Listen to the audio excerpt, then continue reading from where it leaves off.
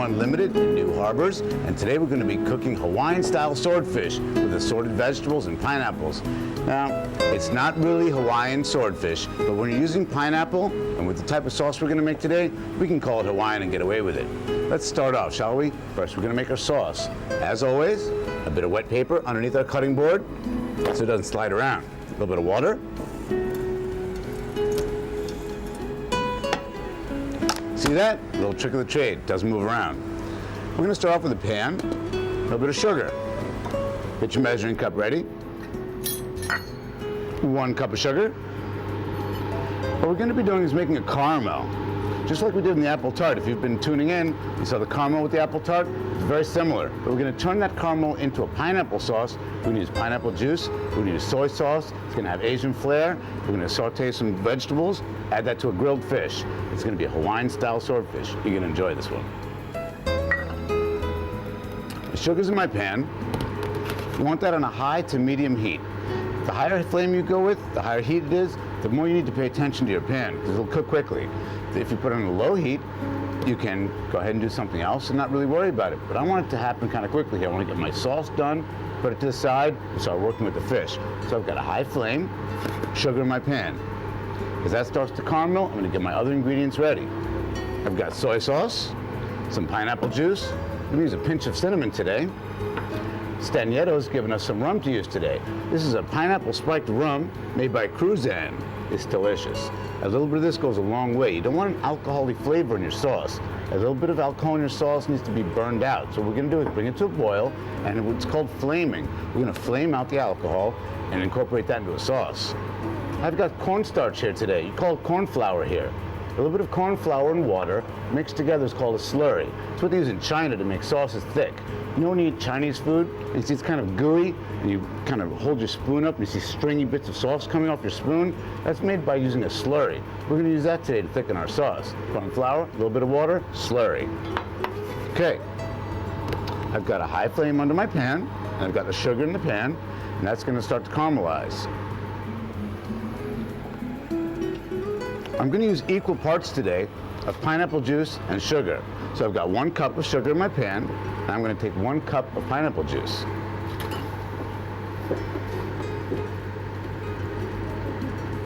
Okay? Now, exact measurements aren't 100% important when making a sauce. What you can do is make your sauce a little thicker by using a little bit more of your corn flour or cornstarch if you need to. If you added too much pineapple juice or too much soy sauce, if the flavor was all right, but it was loose, we could just add a little bit more slurry, a little bit more corn flour to thicken the sauce a little more, and you'd be fine. When the sugar starts to get to a caramel, as we did in the apple tarts and other dishes, can you see that amber color at the top of the pan?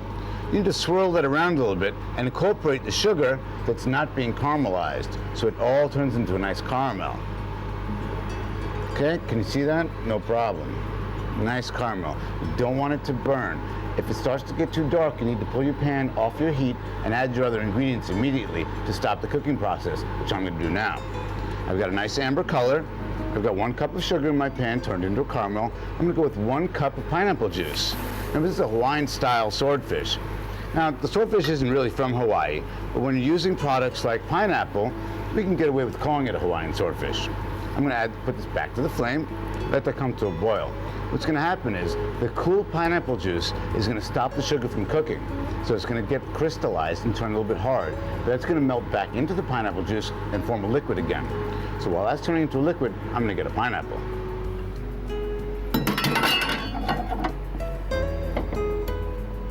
Now, I was in Hawaii for a little while. I spent some time in Maui, and I talked to the people who grow vegetables and fruits there. Do you know how you can tell when a pineapple is ripe? When it falls out of the tree.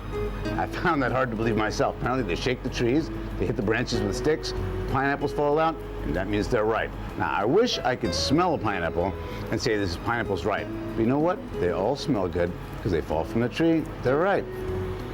But it does smell sweet, okay? This is my pineapple. My sauce is going here. Now what I'm going to do is I'm going to add some of my other ingredients and get them out of the way. This is pineapple rum. Stenyatos provided us with a pineapple spiked rum. We're doing Hawaiian style swordfish, so it was appropriate. If you don't have pineapple spiked rum, it's all right. You can use any rum. In fact, if you don't want alcohol in your sauce at all, it'll be just fine without it. Don't add the alcohol, you'll be all right, okay? I've added my pineapple juice, so I'm gonna get this out of the way. I'm gonna add just a little bit here. How about 1 tablespoon of rum?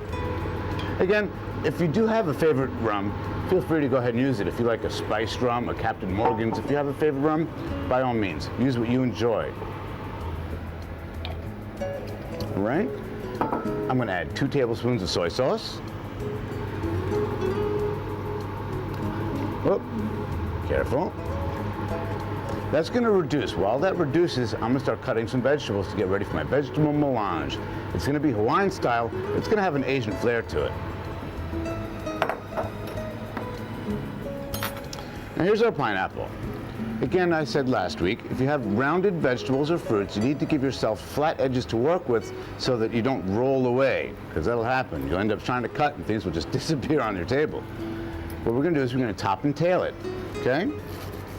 Here's your bottom. And here's our top. Here's our flying spatula. Get rid of that. This actually, for a fruit garnish, would be very pretty, so I'm gonna leave that here for you. Now, we're only gonna use about 1/8 to 1/16 of a pineapple for a 2-person meal. We're gonna sear 2 pieces of swordfish today and make enough sauce and cook enough vegetables for about 2 people to have dinner. So I don't need the whole pineapple. I'm gonna save it for another day. The way to cut your pineapple is once you get your top and your bottom off and you've got 2 flat surfaces, is to go down the side. As you cut down the side, you're gonna see if there's nodules and bits of skin and hard pieces that need to be removed. Just continue to cut from top to bottom until you've got a nice clean piece of pineapple. Okay?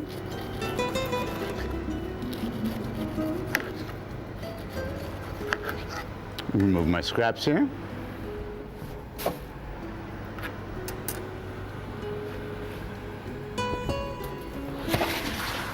Now, since I'm not going to use the whole pineapple, I'm not going to peel the whole pineapple. It'll stay longer in your refrigerator with the skin on. So I'm just going to take out the piece that I need. This is about half a pineapple, okay?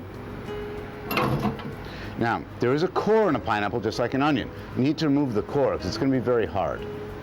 So I'm going to go straight down again. And for 2 people, about 1/16 of a pineapple. Once I add all my vegetables, should be more than enough. Remember to keep an eye on your sauce. We're reducing. Just let it boil, it'll be fine. We're going to go about 5 to 7 minutes on the reduction before we add the cornstarch. Remember, I'm going to add just enough cornstarch to make it thick. What I'm going to do is I'm going to put a little bit of it on a plate and hold the plate sideways. And you're going to see the sauce will run slowly down the side of the plate. That's how you know it's actually a sauce consistency. Stand your pineapple up and take out the core. And that's the hard bit that you don't want. Okay? Garbage. Now, if you are a pineapple lover, go ahead and add as much pineapple as you want. It's really fine. I'm going to add just enough to give enough color and flavor to my sauce. But if you love pineapple and you really want to have a Hawaiian flair and you want to lay flowers on your neck and be all festive, go ahead. I'm just going to use a little bit here. 1/8 to 1/16 of a pineapple for 2 people is more than enough. Let's get a plate out.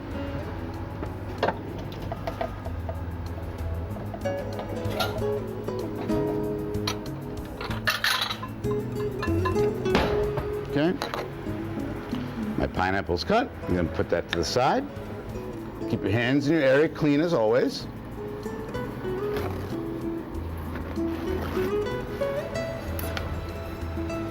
Time to check our sauce.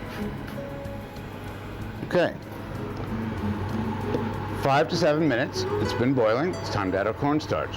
The way to use cornstarch correctly, actually call it corn flour in this country, is to make what's called a slurry. And you have to use your finger. You can't use a spoon. You can use a spoon to measure, but you need to actually feel the texture and consistency of the powdery cornstarch in your hands because you don't want lumps. You need to use cold water and corn flour, mix with your hand, and then add it to a boiling liquid to get a sauce consistency. Here's what we're going to do. Let's find a cup. You can use a bowl, a cup, whatever vessel you have that's near you, go ahead and grab onto it, it's fine. For this sauce, I'm gonna use 1 tablespoon plus 1 teaspoon of cornstarch to 1 tablespoon of water. That's 1 tablespoon, 1 teaspoon to 1 tablespoon of water. Make sure it's level, okay? That is a level tablespoon of cornstarch, we call it corn flour here, into my cup, okay? Teaspoon, again, keep it level. That's how you keep your measurements correct. If you're going over the top, you're gonna lose your measurement. 1 tablespoon, 1 teaspoon into my cup. Now we're gonna get cold water. 1 tablespoon of cold water into the cornstarch. Now, stir with your finger. Sometimes we have to get into our food. You're gonna feel there's no lumps left. It's nice and smooth. When you have a nice smooth consistency with your cornstarch and your water, then you can add it into your boiling liquid to make a sauce. If you add it before you get all the lumps out, you'll end up with lumps later. If you don't have lumps now, you won't have lumps later. You don't want a lumpy sauce. I've got now my nice boiling pineapple juice, my sugar, my soy sauce. I'm gonna add the cornstarch, and we're gonna have a sauce. Hawaiian style. How long did that take? How easy was that? Keep your area clean, a little wipe. We're done with the cornstarch, let's get that out of the way. I'll keep the pineapple top here because it's pretty. Ooh, cowboys don't say pretty. Okay, a spoon. Now, in your boiling liquid, you're gonna drizzle very slowly your cornstarch mixture, okay? Slow and stir. That's almost gonna be at a sauce consistency immediately. So if you have any other seasoning you wanna add, now's the time.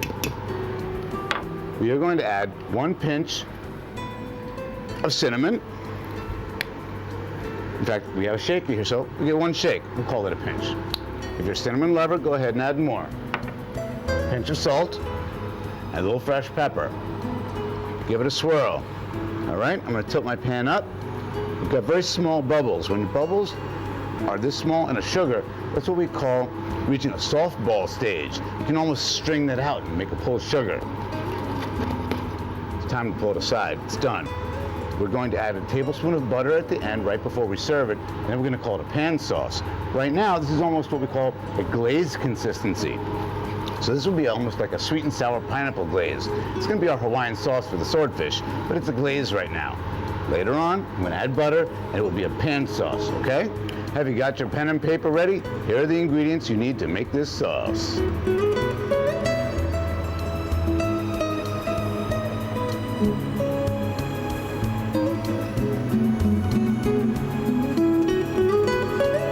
We're going to start getting our vegetables together for our vegetable melange, Hawaiian style.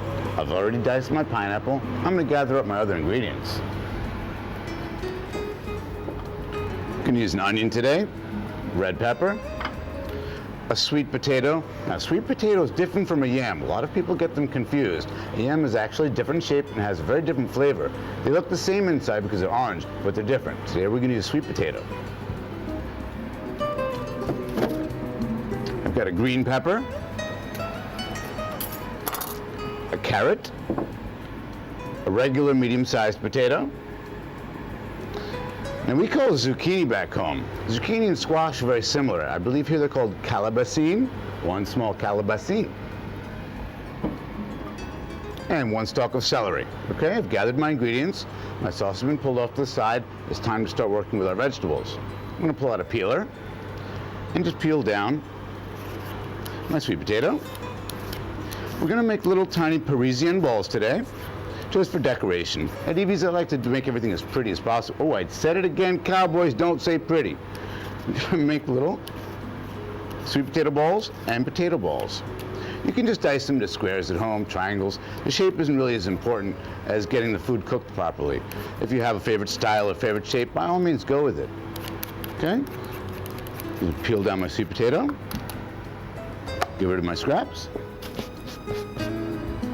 I've brought my Parisian scoop with me. We've gone over this before. I used this when I made the apple tarts. I'm going to choose a large-sized baller here. I'm just going to go in and out to make perfect little balls. Okay? What I'm going to do is I'm going to make potato balls and sweet potato balls. I'm going to saute them, and when they're almost finished cooking, I'm going to add my other vegetables. Let's take our potato here now. Peel a potato. Again, this is my professional peeler. If you've been tuning in, This is the restaurant style peeler. It's very safe, you don't get cut, it's very fast, and there's very little waste. I've said it before and I'll say it again, I don't like to peel with knives. They tend to get a lot of waste. It's very thick peels. If you're gonna fry the peels and use them in some other manner, say if you're gonna serve potato skins in a restaurant or at home, then that would be fine. But I don't wanna throw away good product. So I like to use a peeler, not a knife, okay? Let's go into the baller here. Got potato balls and sweet potato balls. 6 to 8 to 10 from each potato, medium size would be more than enough. We're only gonna feed 2 people today, so we don't need a lot of product. Depending how hungry you are, of course. If you're starving, go ahead and use a huge potato, you'll be fine. Okay? I'm gonna get a pan on now to cook my potato balls and my sweet potato balls. Now, starchy vegetables tend to take longer to cook than vegetables that are filled with water, like peppers and calabacine. So I want to cook my potato balls and my sweet potato balls first. I'm going to get them golden brown with a little bit of olive oil in my pan. Then I'm going to add the other vegetables, which will cook quickly. I'll add the sauce, set it aside, let them absorb the sweetness from the rum and from the sugar, and then grill the fish, okay? I'm done with my baller, set it aside, done with my peeler. I see a little bit of heat coming off the pan. When you see that little bit of smoke rising off your pan, that's when you know it's hot enough. It's time to add a little bit of oil. 1 tablespoon should be more than enough. I can eye a tablespoon. You don't want your oil to spread out from one side of the pan to the other. You'll see some of the pan. If you don't see some of the pan and you see an oil slick, take some of the oil out the pan. That means you've added too much. A little bit of oil is more than enough. It's just a saute, okay? Nice sizzling sound means my pan's hot enough. You need to keep your eye on these. They will turn very dark. Dark color means bitter flavor, so you don't want too much color on your vegetables. While I've got those going, I'm going to use 1/4 of a red pepper and 1/4 of a green pepper. As always, when I cook to the specifications that I enjoy. If you're a pepper lover, add lots of pepper. If you've got a sweet tooth, go ahead and add lots of pineapple. The actual amounts of ingredients aren't as important as your finished product. If you happen to love calabacines, buy a dozen. It's all right. I'm going to use half my pepper, my 1/8 of my pepper. And there's a rib here. You want to get rid of the rib, the centerpiece that's white, and the top. It's inedible. Okay, throw that away. It's a simple dice. Again, if you like triangles, make triangles. It's very simple. We're just going to add some peppers to our potatoes. Keep them moving. Now, this is hot oil. It's a little dangerous at home. So I'm going to recommend you use a pair of tongs, perforated spatula. This is called perforated because it has holes in it. The oil won't be able to spit back at you. When you go into a pan with something that has holes in it, that's perforated, it's very safe that way. It's also good for picking up fish off a grill. This is actually called a Peltex back home where I'm from. It's just safe. Oil won't come back at you when you're using something that has holes in it. Okay?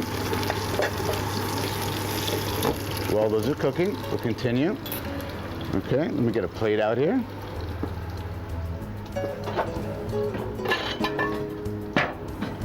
Nice big serving platter. 1/4 of a red pepper, 1/4 of a green pepper.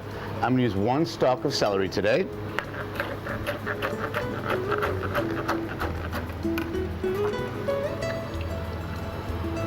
I'm going to add my pineapple to this plate. Half a medium onion, large dice. At the same time, don't forget that you have other things cooking, okay? Don't do this at home, kids. This is dangerous. Leave this to the professionals. Use your spatula, use your spoon. People have invented tools for a reason, for safety. That oil is very hot. You don't want it to spit on you. I'm going to make 2 incisions in my onion and just go down and make a large dice. No fuss, no muss.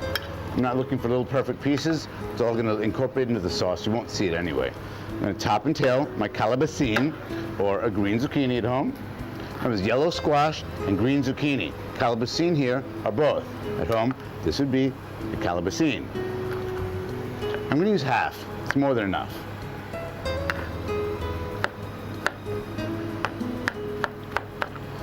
Now, squash and zucchini, like I said, as you call calabacine here, tend to cook really quickly and get soft. So we want to add that last. Of all the vegetables and fruits we're going to add to our sauce today, if this gets too soft, it'll be mushy. So add this last, okay?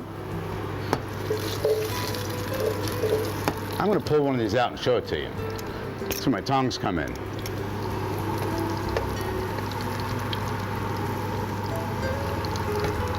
All right. This is starting to get a nice, beautiful golden brown color. When you've got this type of color all over the round vegetables that you're cooking, in this case, sweet potatoes and regular potatoes, you know, it's time to add your other vegetables. Onion, red pepper and green pepper, and celery. Remember, I said vegetables. So the Hawaiian influence that's going to come from the pineapple will be added last. Oh, sorry, second to last. The calabacine will be actually added last because it's going to get soft. Now I've got one medium carrot, which I'm going to peel while I'm stirring. Can you hear that? That's cooking with love. Peel your carrot. Professional peelers are fast, aren't they?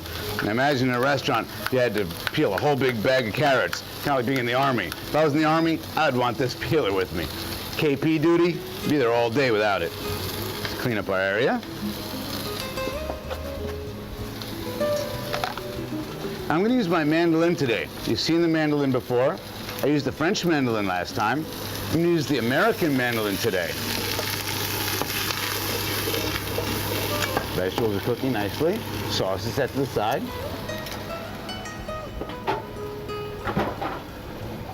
This is the domestic American mandolin. It's made of plastic, it's very durable. You can put it in your dishwasher, it's dishwasher safe. You can clean it by hand, but there's a very sharp blade here, so it's dangerous. It's adjustable, so you can, whatever thickness vegetable you'd like to cut, it's very simple to work with. Now I want my vegetable to look Asian. I want a little Asian influence. I'm going to cut my carrot on a bias. That means sideways. Now I'm going to go right down the side of my mandolin. What I end up with is what we call a radical bias. A radical bias is going to look really nice. The color contrast, the orange, the red, the green, the white. It's almost like a flag. I don't know what country's flag that would be, but let's call it Hawaiian. We're making Hawaiian vegetables. It could be a Hawaiian flag. I could cut this by hand, but using the mandolin is going to give me an exact thickness with each slice. They'll be perfect. Okay. Can we see this pile? They're all exactly the same thickness, and they have that long, nice shape. They're going right into the pan now. Give our vegetables a stir. I'm switching to my tongs now because I can. You'll be able to smell all that's going on here. The water's going to be released out of the peppers. Natural sugars are going to come out of the potatoes. The carrots are going to start to cook. It's going to smell very nice. It's what we call a melange of vegetables in the restaurant professionally. It's time to add our pineapple.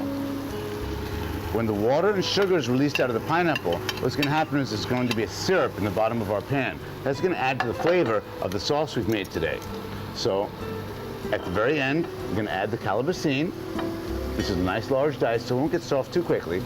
Add our sauce and a knob of butter.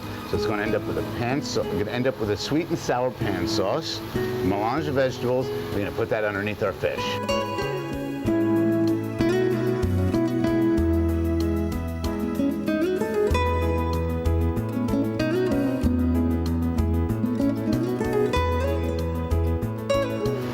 Sauce into the veg. Look at that deep red color, that amber. I like amber sauces. I like working with sugar. All right. And it goes. Now, while the sauce is incorporating with the vegetables, I'm going to pull out our swordfish.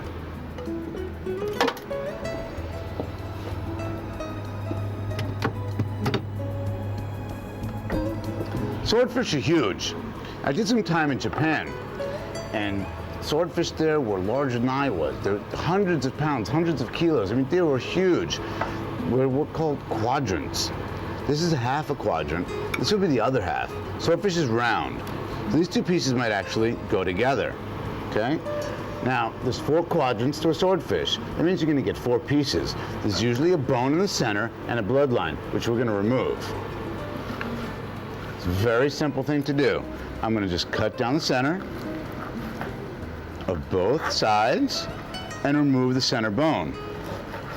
Okay? Center bone, right in the garbage with the bloodline. I'm going to season with salt and pepper. I've made a salt and pepper mix today just to make things a little faster. My vegetables look beautiful. I'm going to give you a show here. Look at that. You make this at home, you're going to smell it. You're going to make your neighbors jealous. I'm going to pull these off now. I've got a beautiful caramelization, a nice red color.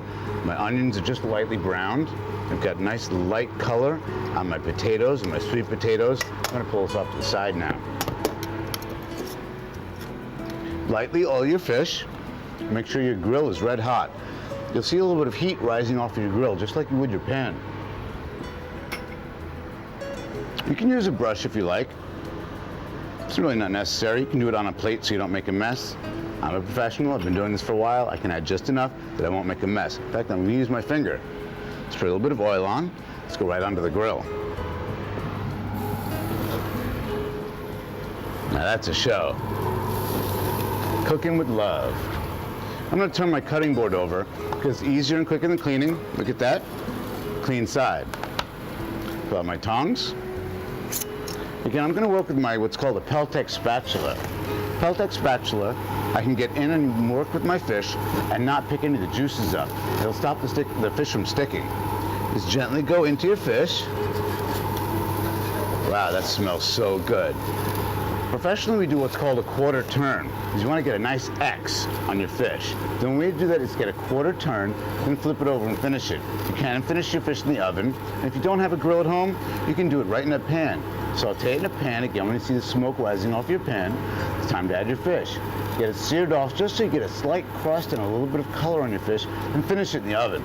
3 to 4 minutes for a thin slice of swordfish like this is more than enough. You don't want to overcook swordfish because it will get flaky and dry. You want to keep it juicy. I'm going to do a quarter turn now. Quarter turn. Both my fish. Looks dangerous. Cooking with love. I'm going to get another mark now on my fish. When I flip it over, you're going to see a nice X mark. I'm going to finish that in the oven, get my vegetables hot again, and then we're going to plate. It's time to eat. You know where I'm going after that, don't you? Evie's Magic Cupboard. What have I got today? Secrets. Okay. It's time to flip the fish over, and I'm going to flip it over and put it right onto an oven pan, which I've gotten preheated at 220 degrees Celsius. That's very hot, so you need to go in and out your oven. You don't want to let it sit too long because it will overcook.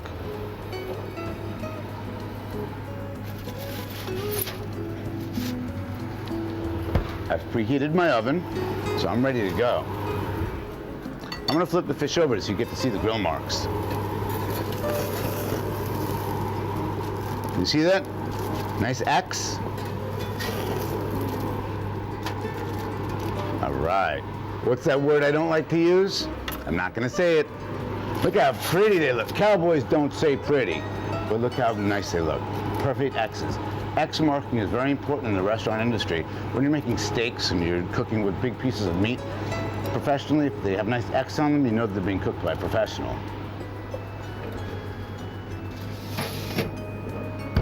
No more than 6 to 8 minutes on a thin piece of swordfish like that, or it will get dry. Let's put our vegetables back on to get them warm. I'm going to tilt the pan for you. Golden brown. Sauce is reducing. It's time to add some butter. 1 tablespoon of butter to this sweet and sour reduction is going to now make it what's called a pan sauce. Now I've got a sweet and sour pan sauce. If you don't feel comfortable tossing your pan, just give it a stir. That extra cooking time while the fish is in the oven will finish the cooking of the larger pieces of vegetables. The carrots, the potatoes, the sweet potatoes, they're all going to cook evenly together now. And we're going to have a beautiful pan sauce. All right? Time to give it a taste. Don't be afraid to go in there with your finger. Needs a tiny bit of salt. I do like to check my food as I go and season as I go. pinch of salt, and I'm pulling that off. We're ready to plate. Today, I've chosen a large bowl. Sopa de plato, plato de sopa. Back home we call it a hubcap. You can see why. It's a large hubcap looking bowl. I'm gonna put some vegetables in the center of my bowl. Sweet and sour vegetables.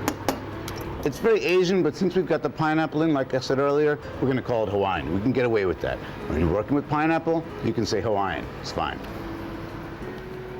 Get my tongs here. Got my herbs, vegetables steaming here. Let's clean up as we go. Check our fish.